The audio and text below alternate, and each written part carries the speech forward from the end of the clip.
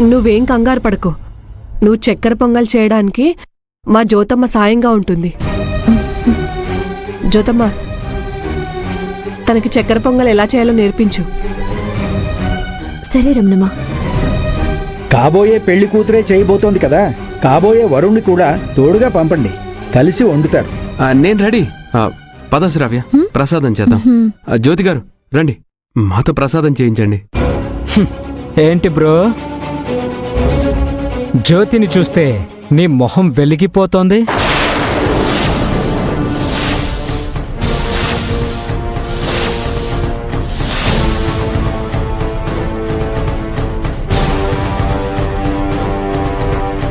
ఏదో పాత ప్రేమికుల్లాగా, చాలా కావాల్సిన వాళ్ళలాగా, ఒకరి మనసు ఒకరు ఇచ్చిపుచ్చుకున్న వాళ్ళలాగా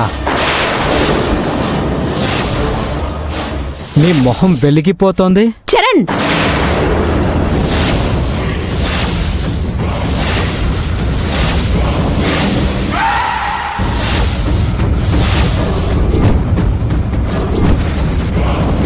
అమ్మా,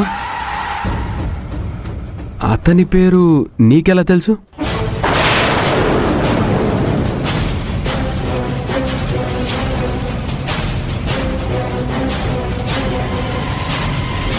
తను నీకింతకు ముందే తెలుసా? బాగా తెలిసినట్టు చనువుతూ అరిచావు.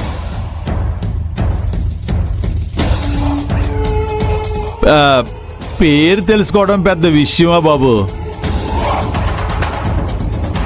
వచ్చినప్పటి నుంచి నేను చరణ్ బాబు అని పిలుస్తానే ఉన్నాను కదా.